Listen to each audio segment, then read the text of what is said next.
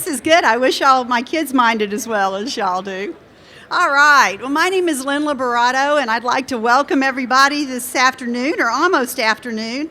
I'm a partner at Haynes & Boone and a member of the board of directors, and one of the cool things that, thank you. All right, I like that. As I say, my name's Lynn Liberato, and one of the cool things that I get to do as a member of the board of directors is to officiate at some programs, and this is a particularly special one in which we really honor the Port of Houston, one of our really great parts of Houston and our entire community. So let me welcome you to the State of the Port Luncheon.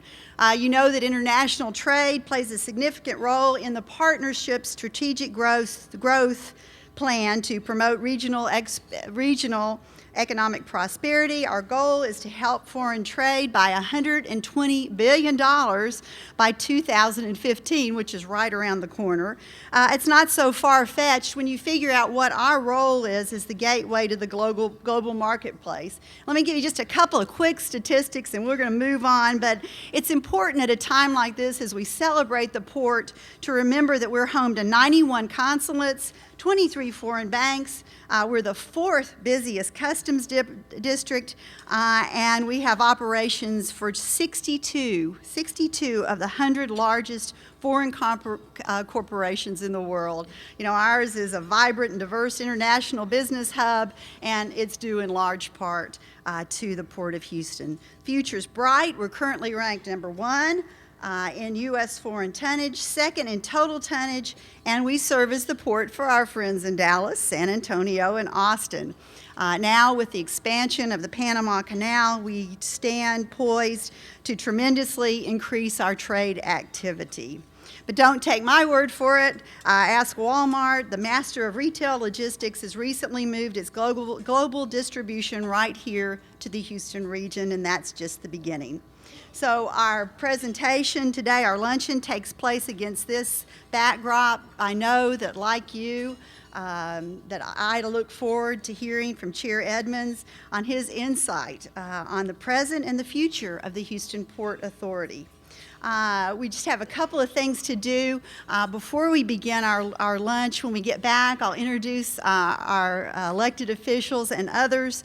But before we begin our lunch, especially today on Veterans Day, if everyone could stand and let's say the Pledge of Allegiance. I pledge allegiance to the flag of the United States of America and to the republic for which it stands, one nation, under God, indivisible, with liberty and justice for all. And before you sit down, could we also bow our heads for a moment as we honor our veterans, including my Marine Corps son. Thank you, everybody. All right. So thanks, as I say, for joining us. Enjoy your lunch, and we'll continue shortly.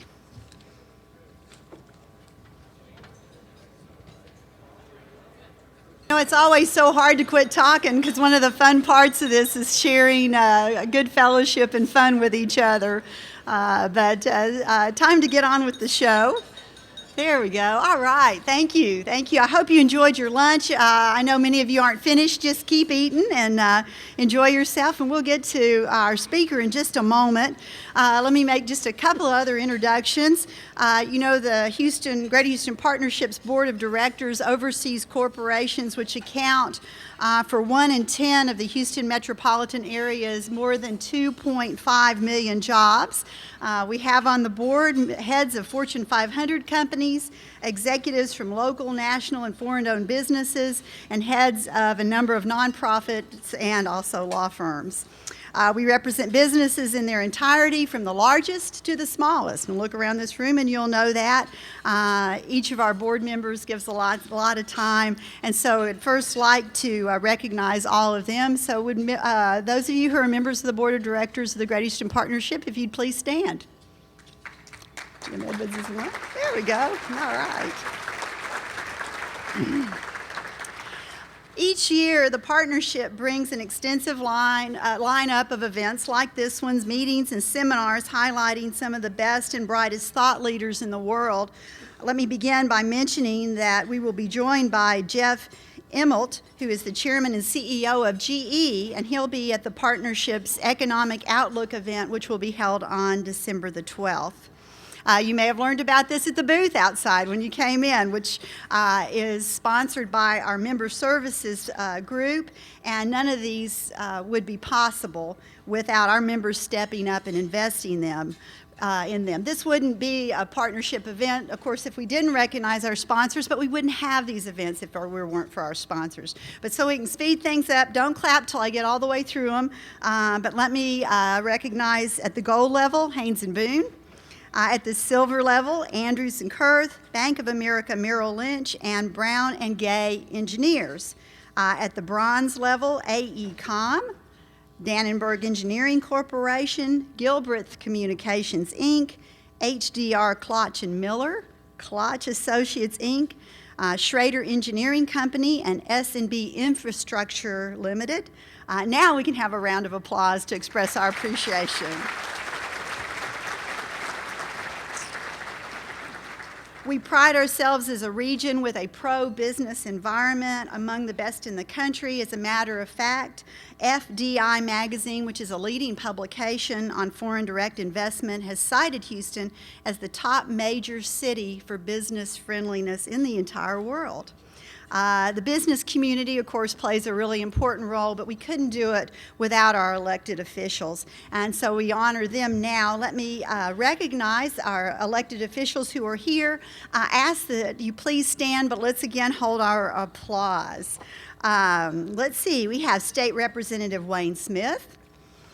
We have Commissioner from Precinct 2, Sylvia Garcia. Commissioner from Precinct 4, Jerry Eversole. County Clerk, Beverly Kaufman. From the City of Houston, District A, Tony Lawrence. Are y'all standing up? Good, okay. Sue Lovell, Position 2. Pasadena Mayor, Johnny Isbell. Regional City Council member from the City of Prairie View, Brian Rowland. And Dennis Griffith, who is from the City of Spring Valley. Daryl Morrison, who's from Pasadena.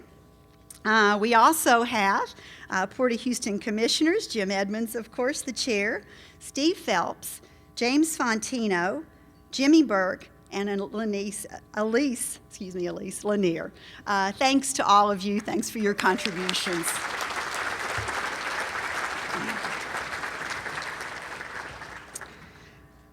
Okay, we're getting close. As I mentioned, our consular corps, which are first in numbers in the nation, third, rather, but that's close to first, third. And we also thank them for their help. And we also, let me introduce the head table. If y'all would stand real quickly. James Edmonds, who we'll hear from in a minute, Chairman of the Port Authority and a partnership board member. He is here with his wife, Annette, who is the Manager of Government Affairs at CenterPoint Energy. Alec Dreyer, who's the new Executive Director of the Port of Houston Authority. They can't control themselves. That's okay. Lynn Waterworth, President and CEO of Dannenbaum Engineering and Chair of the Partnership's Ports and Waterways Committee. Jeff Mosley, our President and CEO of the Partnership, who you'll hear from when we're done. And from Judge Ed Emmett's office, Cody Sutton. I'm sorry, wait a minute, I apologize, I did a different, Richard Zientek from Judge Ed Emmett's office, and Cody Sutton from the Partnership. Sorry guys, I got my lines messed up.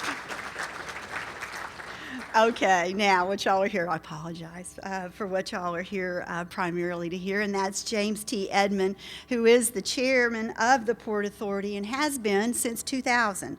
In addition to being on the board of directors, he's the president of Edmonds & Company, a firm that assists clients with legislative and regulatory matters at the local and state levels, offering grassroots support for client needs. Jim has enjoyed careers with public sector clients and in management positions with city and state government. He was executive assistant to Mayor Louis Welch, and he served in the administration of the late Governor Conley. He's a member of the Board of Pilots Commissioners and serves on the board of Memorial Hermann Healthcare System. And along with the board's 6 commissioners, most of who are here today, Jim helps guide operations at the Port of Houston. We're so pleased to have him, Jim. We look forward to your presentation. And now to share with us the State of the Port address, please join me in welcoming Jim Edmonds.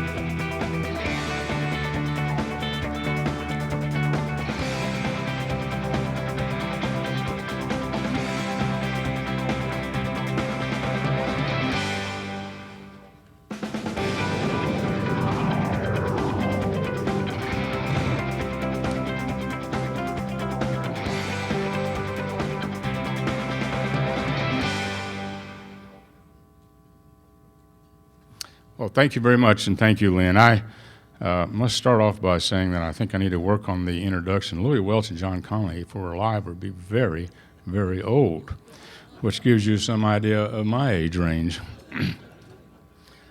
It's always special to have the opportunity to do this, and before I begin, I would like to thank you for the opportunity. I would like to ask the Port Commissioners who you just were introduced to and our staff to stand up, because they are the heart and soul of our organization, and they are the folks that make it all work. So, commissioners and staff, thank you.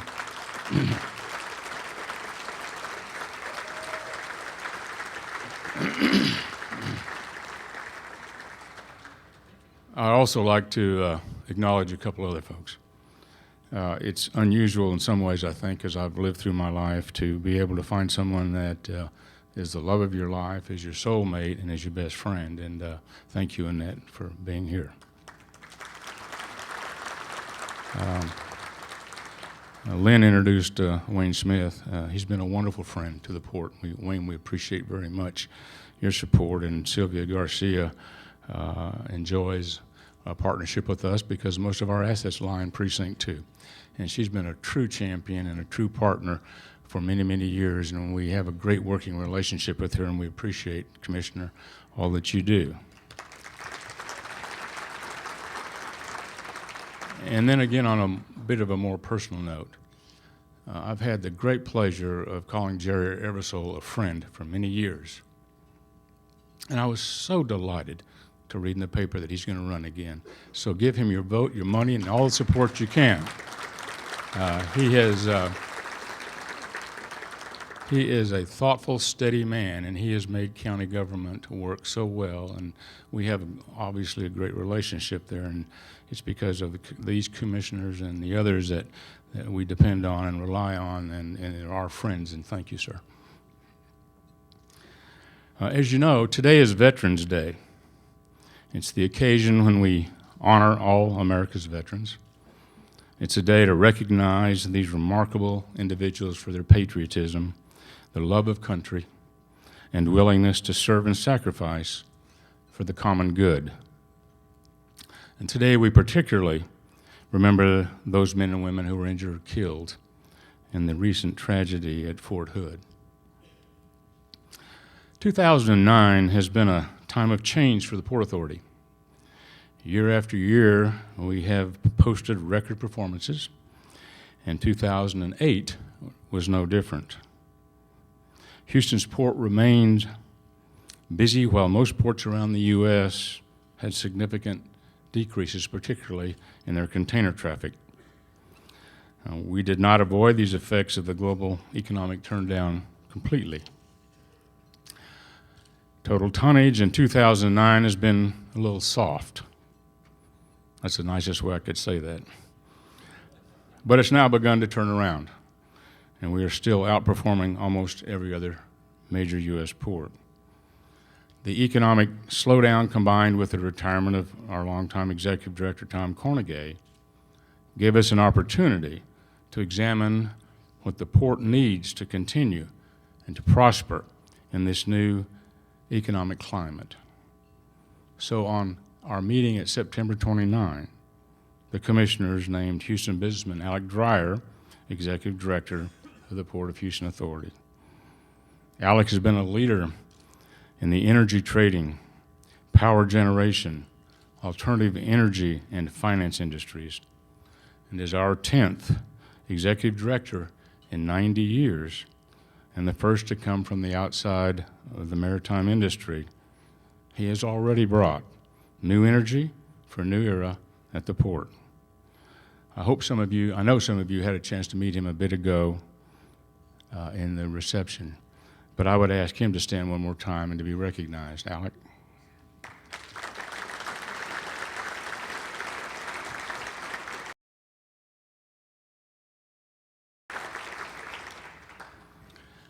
I would just say that his exemplary business track record and his fresh, new perspective are important assets for the authority. The Port Commission believes that his business acumen will further advance the Port Authority's mandate to create economic development and jobs through maritime commerce. We are confident that the Port of Houston Authority is well positioned for the economic recovery and for the sustained economic success that we must enjoy, and which we will with Alec at the helm. Despite the global economic slowdown, almost every commodity has shown improvement over the past several months. We're definitely seeing an upward trend with a newly month-to-month increase in trade activity. Compared with the same period of last year, total tonnage is 18% lower, and containers are down 3%, a percentage that is expected to improve in the next few months. The Port of Houston handles about 70% of the containerized cargo in the U.S. Gulf, and about 96% of waterborne containers traveling throughout Texas ports. Most activity takes place, as you know, at Bayport and Barbers Cut. And conservative scenario projections for containerized cargo provided by an independent consultant show an estimated 4.2% increase over 2009, with similar growth rates of approximately 5% per year forecast through 2011 through 2014. Break bulk cargoes, which include steel, rolling stock, heavy overdimensional project cargo. If you know what heavy overdimensional project cargo is, raise your hand. Oh, good, thank you. Help me out here a little bit. But cargoes like that are expected to run flat next year. That's why they're flat. We didn't know what they were. So, in any event, we will show a rebound at an increasing rate of about 8% per year during the following 4 years. So that's not bad growth. We won't be breaking any of our own records in 2009, but we are confident that we will outperform these one-dimensional ports in 2009 in most of our primary cargo categories. Having a diverse portfolio of business means an advantage during these uncertain times. Not being dependent on just one type of cargo, we've been able to weather the economic storm and prepare ourselves for the recovery. And as we plan for the upturn in the economy, the Port Authority has all engineers, has some $200 million in capital improvement projects underway, and an additional $196 million anticipated for next year. Among the 150 or so projects underway this year is a project to construct the first phase of a new wharf at the Bayport Container Terminal, the construction of Cargo Bay Road at the Turning Basin, the Bayport Administration and Maintenance buildings, and a beautification project to landscape Barbers Cut Boulevard. A project to widen Port Road due to growing traffic congestion is a joint venture with TxDOT, and the Port Authority is the local sponsor. It increases, I might just add, Gary Treese has been a wonderful partner over the years when he was at TxDOT, so Gary, we thank you for that. It increases capacity on the main road for the new Bayport Container Terminal from 2 to 4 lanes, and it adds an overpass. Our Bayport Terminal will continue to be built out in phases as our demand dictates. Present expansion will result in an increase to 3,300 feet of berth space and 9 wharf cranes by the summer of 2010. And that build-out, Bayport is expected to generate more than 29,200 permanent jobs. And so we are excited about that project as we continue on our mandate of job generation and economic impact. We applaud the efforts of the Harris County bipartisan congressional delegation, which resulted in the designation of $98.3 million in projects for the Houston Ship Channel.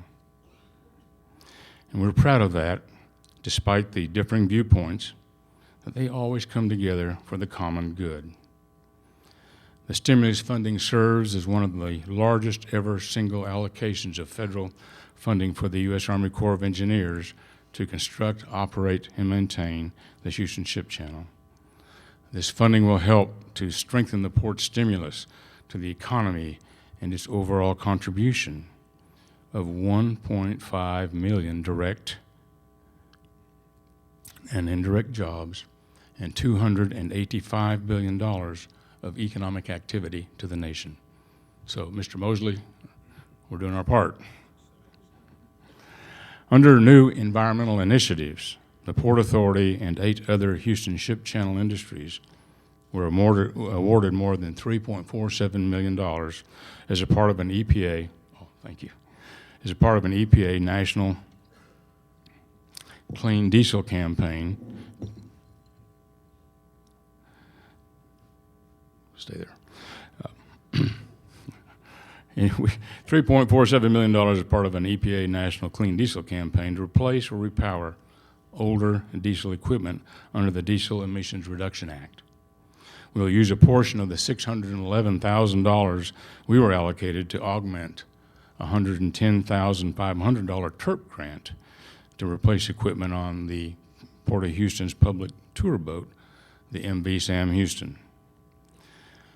Since the first journey of a steamship up Buffalo Bayou in 1837, the Houston Ship Channel has been a catalyst for growth in Harris County. The channel generates jobs and opportunities that allow businesses to flourish. As the most recent economic study of the port shows, Ship Channel-related businesses support more than 785,000 jobs throughout Texas, generates nearly $118 billion in economic impact, and Houston Ship Channel Industries pay some $3.7 billion in state and local taxes.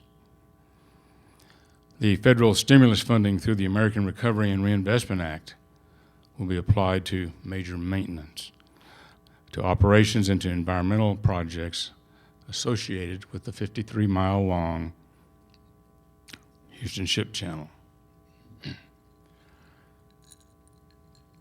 I am an asthmatic, and I find this time of the year a problem. Alec and I have already bonded. He's an asthmatic as well. Bless you.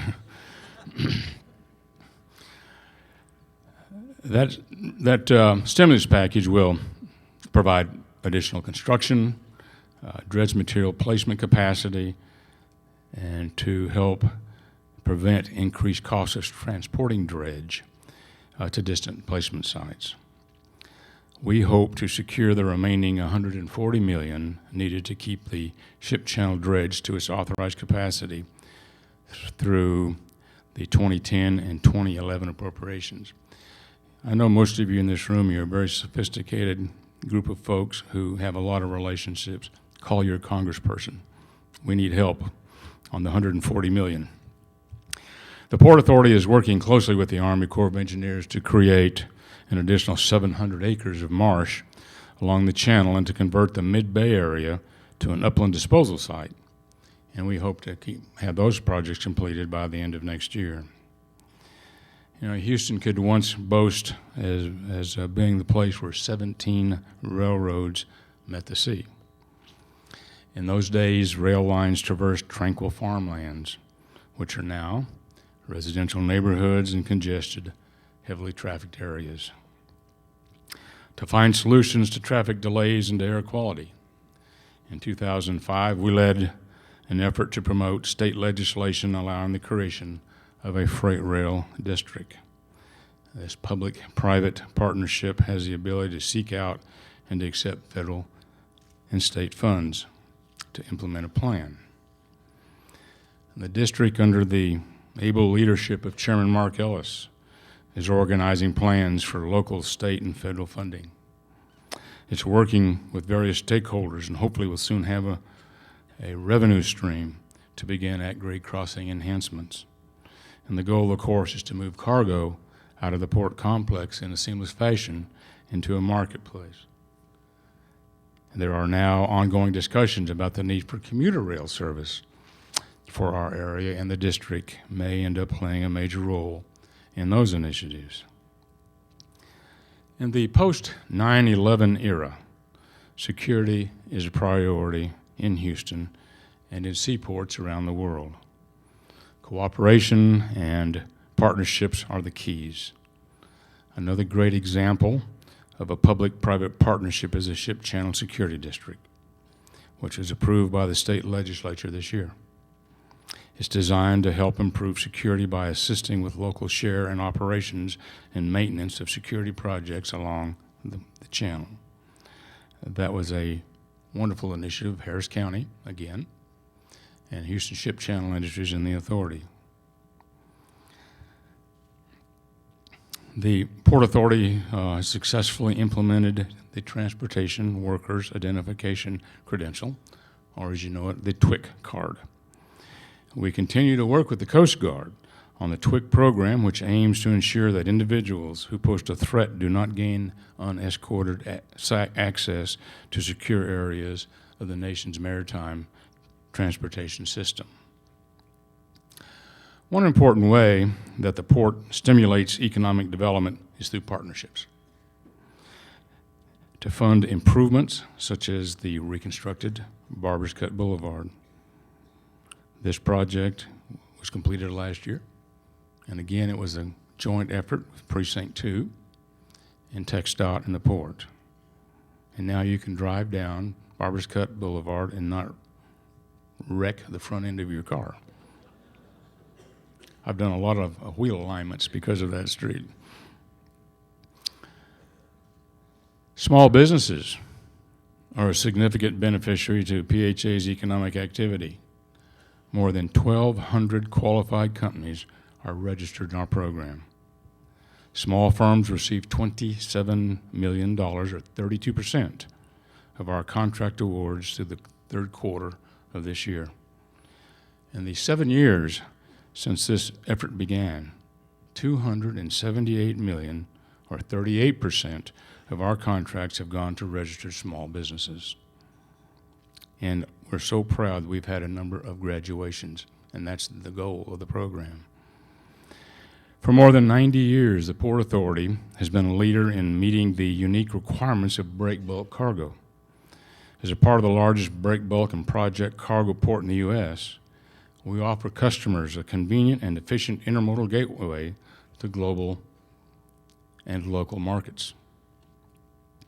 For the first time in its 21-year history, the Journal of Commerce Break Bulk Conference will officially come to Houston in 2010 with about 2,500 delegates. They are from around the world, and they represent manufacturers, shipping lines, and port authorities.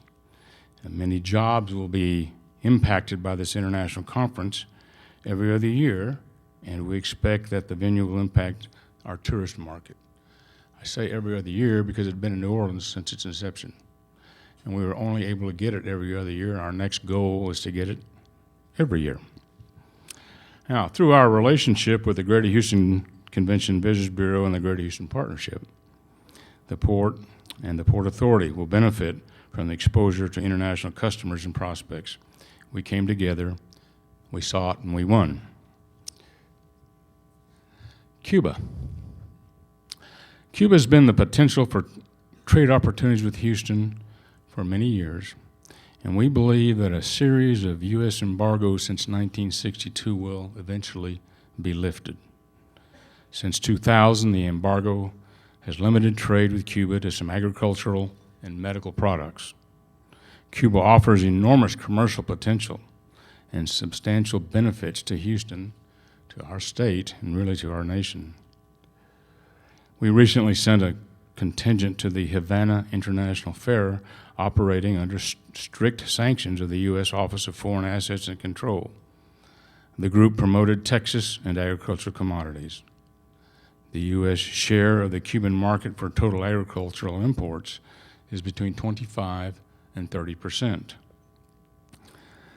Its geographic proximity gives the U.S. the potential to dominate its grain market. So we're concentrating on building and strengthening our relationships with Cuba. Cuban officials are interested in our energy refined products, as well as potential cruises between Havana and Houston. So let me talk a bit about cruises. After the hurricane last year, our Bayport Cruise Terminal in Pasadena, Mayor, our Bayport Cruise Terminal in Pasadena had an unexpected early opening. With the Port of Galveston's cruise terminal temporarily inoperable, Carnival Cruise Lines homeported its 2 cruise ships at Bayport, and we were able to showcase the cruise terminal and to demonstrate our can-do attitude. And now, we're actively negotiating to recruit the best cruise line for our new cruise terminal. And we know we will be successful in attracting one of the major cruise lines to the 4th largest city in the United States. You look around the country, some other cruise ports have had to wait a few years before partnering with the right cruise line. But their patience paid off, and their cruise businesses are now thriving, as will ours. Our staff is also working with emerging markets in Central America and in Mexico to broaden available destinations reachable from Houston. And as the recession ends, we are confident that Houston will again be a home port to a cruise line. Let me mention for a minute the environment. Houston continues to be a leader among U.S. ports and environmental initiatives. We are the first port in the U.S. to achieve the International Standard for Environmental Excellence, the ISO 14001 certification. And we remain the only U.S. port that has been twice recertified. The Bayport Container Terminal was included as a scope extension of that recertification. Opened in 2007, the Bayport Terminal was designed to be one of the greenest port facilities in the world, using innovative environmental safeguards such as first flush stormwater collection systems and clean fuel, low emissions technology. As one of the region's first clean air champions, the Port Authority has taken a proactive stance to clean the air and is among companies recognized for outstanding leadership in encouraging employees to use commute alternatives and to adopt clean fleet priorities. The results of our recent good movements emission inventory show that ocean-going NOx emissions have not increased despite cargo activity increases since 1997. The emissions inventory examined ocean-going and harbor vessels, cargo handling equipment, locomotives and heavy-duty diesel fuel vehicles at the Port Authority and 150-plus private companies along the Houston Ship Channel. It also laid a plan for a clean air strategy, a collaborative effort involving our stakeholders. Our Clean Air Strategy Plan will be the first comprehensive plan of its kind to improve air quality relating to maritime sources in the greater Houston area. The Port Authority recycles 85% of its industrial waste materials, and we also encourage our tenants to recycle their materials to help us achieve environmental sustainability. You know, the Port Authority provides a strong workplace for its employees. Working cooperatively with organized labor, is a key to our competitiveness. We're also helping to prepare the future workforce and to stimulate the regional economy with some new initiatives. Last year, we introduced the Maritime Academy program at Jack Yates and Stephen F. Austin high schools. Those are programs aimed at students who want to pursue a maritime industry career. In the future, we'll be working with LaPorte, Galena Park, and Pasadena school districts. We recently partnered with Texas Southern University on a new degree program in maritime transportation management and security. And the International Maritime and Energy Center of Houston is a new innovative partnership between public and private stakeholders in the region. The center will serve as a hub of education, workforce development, and commercial activities. The Port of Panama, its canal's 100th birthday is in 2014. I believe for that reason they will complete their projects. We get about 11% of our containers from Panama now. Obviously, that will at least double. We have a close working relationship. They are good people who know what they're doing and do it in the right way. Interestingly enough, in 2014, we too will be 100. So Jeff said he'll underwrite a big party, and you all are invited. So through our efforts, through your support, through the elected officials' support and the people of Harris County, we have become the largest port in the U.S. in terms of foreign cargo. And it's made Houston a leading international business center. And I am quite confident that the port will continue to stimulate growth and to lead international trade and commerce. And so I thank you very much for being here. I thank you very much for your ongoing support. You are what makes it possible. Thank you.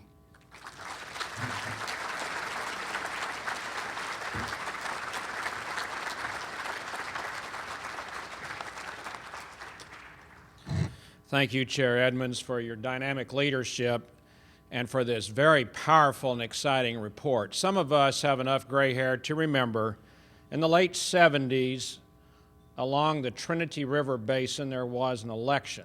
And that election was for the issuance of bonded debt for the purpose of creating a turn basin in downtown Fort Worth and downtown Dallas, building a series of navigable locks along the Trinity River. And if you don't believe me, friends, the next time you drive I-45, as you approach the city limits of Dallas, you will go up into the air over a navigable section of I-45 that was built in anticipation of that election passing. All that to say, we have what so many wish they had. Isn't that right, Mr. Chairman? And if you calculate the cost of building DFW Airport by hauling in material, bulk material by rail and truck versus what they could have saved by having barge, it is millions and millions of dollars. And that is why we are blessed to have the Port of Houston. And I've heard it said, the reason Houston is here is because we have the Port of Houston. And I don't think that's an exaggeration. And this report today, Mr. Chairman, is very, very exciting, particularly when we talk about our party coming up, celebrating the opening of the Panama Canal. And I think that's going to be a grand party. I know I want to be a part of that. Look at a map. Chicago uses the Port of Seattle as their port. And if you want to get excited, look at that map and how close we are. It's about 1/2 the distance, and you don't have to go through the Rockies.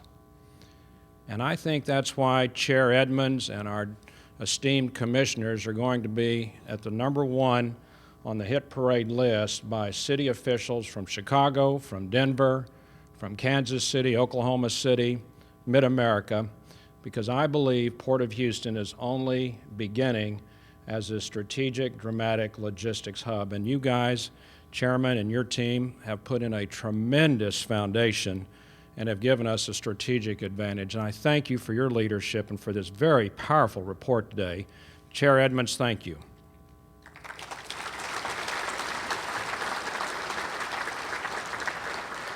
I wanted to just close with this one final thought, and that is this, that Chair Edmonds and Commissioner Phelps and Commissioner Fontino, Commissioner LaWall, Commissioner Burke, Commissioner Longoria, Commissioner Lanier, these are volunteers of the highest level.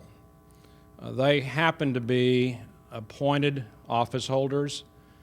They are serving our region, and from this very exciting report today, we know they are performing well above expectations. I mean, this is a dramatic report when you talk about an economic engine that is performing at $118 billion a year, Commissioner. What a powerful engine led by these volunteers. And when I say volunteers, Commissioner Edmonds and these distinguished colleagues are taking personal time from their businesses to give to our community. And we deeply appreciate that, Mr. Chairman and members of the Commission. Thank you for your service to our region and for putting in place this powerful foundation that we all, quite frankly, take for granted. And I apologize for the fact that we take for granted.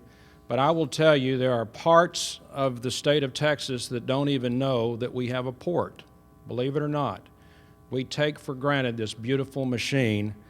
And so we're going to do our best at the partnership to help get the word out, because this is an exciting, dramatic time for us.